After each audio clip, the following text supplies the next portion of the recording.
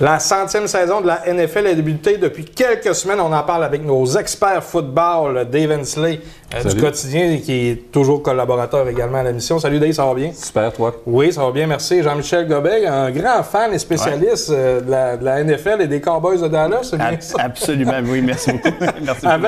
Merci d'être là, c'est très gentil. Avant de débuter, là, de parler de la saison, Dave, tu reviens tout juste d'un voyage à Buffalo. Effectivement. Oui, la semaine 3, une victoire d'ailleurs. Les Bills, les dernières années, on sait tous que ça n'a pas nécessairement été facile. Donc, là, il y a un hype vis-à-vis de cette équipe-là. Ils sont maintenant à 3-0.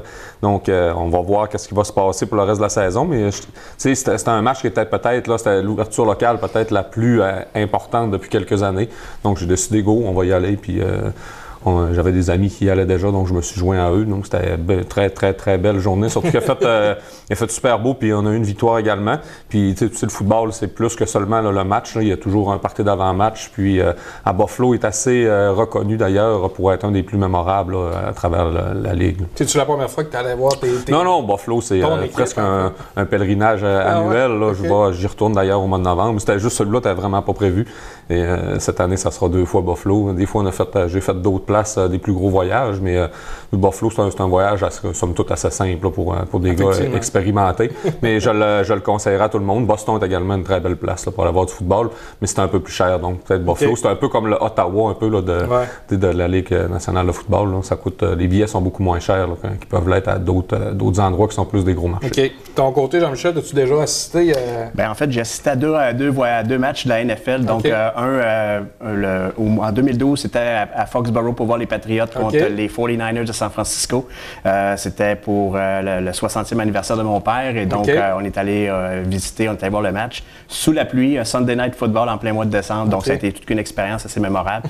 Et également, un match à Buffalo, également avec Dave, il y a quelques années, là, pour aller voir un match aussi. Là, il y a deux choses qu'on ne contrôle pas quand on va voir un match. C'est la température, ça. On peut pas, il peut mouiller un soir, puis le lendemain, il ne fait pas beau. En tout cas, on ne sait jamais.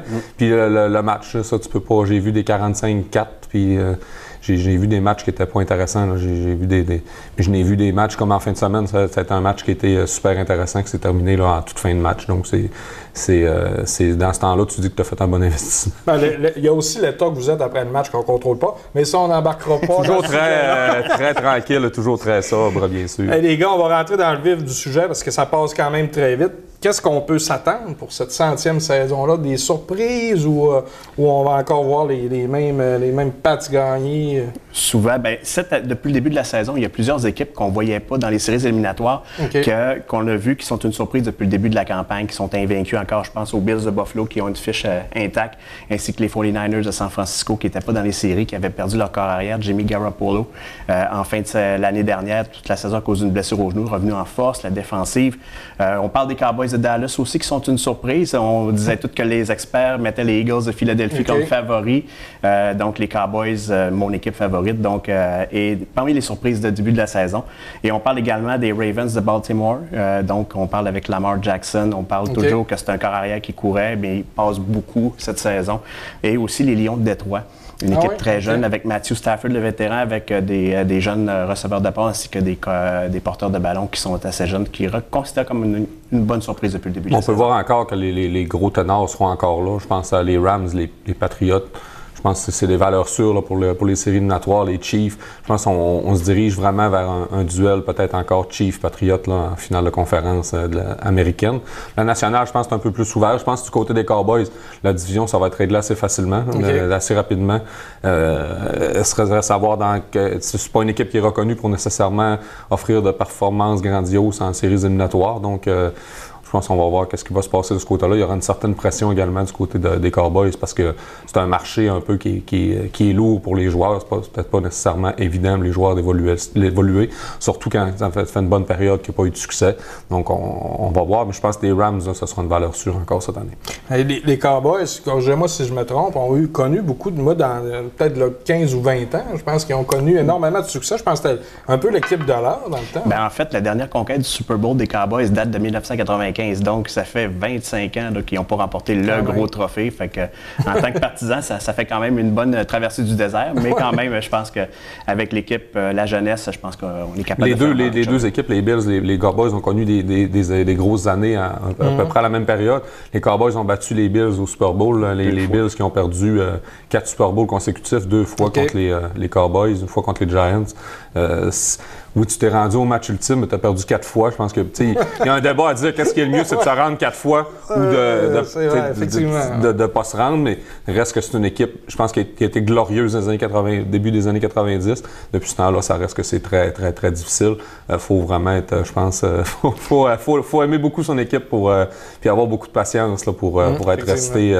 Je connais pas beaucoup de personnes nécessairement qui sont restées vraiment accrochées à cette équipe-là, mais bon, je pense qu'il s'en vient des bonnes choses là, du côté de Buffalo. On le voit, là, je pense, avec leur carrière, Josh Allen, qui est vraiment... je pense qu'il se passe vraiment quelque chose là, du côté de Buffalo, avec les nouveaux propriétaires, Pegula, puis...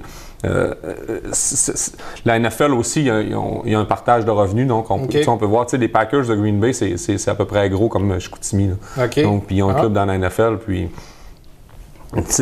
ils ont du succès dans la NFL parce qu'il y a un partage de revenus. Donc, c'est vraiment ce qui fait qu'ils peuvent avoir du succès. Donc, je pense qu'il n'y a pas vraiment une question de gros et petit marché. Pas mal tout le monde dépense les montants à peu près là, qui leur sont accordés. Y a-t-il une masse salariale à respecter? 300 quelques millions. Oui, à peu près. Puis il existe beaucoup une grande parité entre les équipes aussi. Là, on parlait des petits marchés, des grands marchés, mais la parité est vraiment bonne. Quand on parle aussi de parité, on parle de déception aussi, de surprise, mais de déception aussi également. On parle à des grosses équipes comme les Steelers de Pittsburgh qui ont perdu Le'Veon Bell pour les Jets de New York, Antonio Brown, on parle de Big Ben Roethlisberger qui partent avec une fiche déficitaire en ce début de saison qu'on peut considérer comme une déception, qu'on voyait comme favori en début de saison. On parle aussi des Browns de Cleveland. On a entendu parler beaucoup là, de Baker Mayfield, Odell Beckham Jr., sauf qu'on entend plus parler des montres que Beckham Jr. a portées que les performances sur le terrain des Browns de Cleveland là, présentement. Et donc, il y a des équipes de tête qu'on peut voir aussi considérées comme des déceptions, entre autres. Je pense que les Jets également qui avaient ramassé Le'Veon Bell, puis qu'on s'attendait à beaucoup, je pense, du côté des Jets, puis jusqu'à maintenant, c'est difficile. Mais je pense que c'est pas évident de rentrer plusieurs joueurs dans une équipe. C'est un sport tellement de... on le voit que les Patriots, il y a une stabilité. Là, ça fait 20 ans qu'ils n'ont pas changé d'entraîneur, ça fait 20 ans qu'ils n'ont pas changé de carrière, ça fait 20 ans qu'ils... Puis ils rentrent des joueurs, puis les joueurs doivent rentrer dans ce moule-là, ou sinon, ça fait juste pas. Puis ils n'ont pas nécessairement de grandes vedettes, les Patriots, à part Tom Brady, là, défensivement ou offensivement. Mais je pense que le système de jeu est bien bâti. Puis les joueurs savent qu'est-ce qu'ils ont à faire sur le terrain. Puis c'est ce qui fait le succès de cette équipe-là. Puis il va faire le succès encore, je pense. Là, Tom Brady, 42 ans, on verra là, qu'est-ce qui va se passer avec lui. Je serais pas surpris qu'il reste peut-être pas 10 ans. Là. Mais je pense qu'on va voir vraiment qu'est-ce qui va se passer au départ de ce gars-là. Mais je pense que le système de jeu est tellement efficace à Boston que je pense que les Patriots, ça va toujours rester une équipe qui va être redoutable. Et pour terminer, les gars, je m'excuse, le temps file. En quelques secondes, vous êtes capable de vous mouiller à savoir 2 équipes au Super Bowl? Bien, c'est sûr que moi, je vais prêcher pour ma paroisse. Je vais prendre pour les Cowboys de Dallas là, pour la conférence nationale.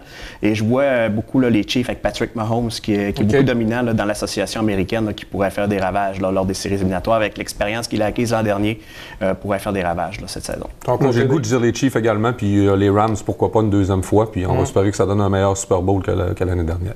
Les gars, très intéressant. Je vais vous réinviter là, à la fin de la saison. On va parler justement des séries éliminatoires. On va voir si vous étiez dans vos prédictions. Là. Merci les gars. Merci beaucoup. Merci.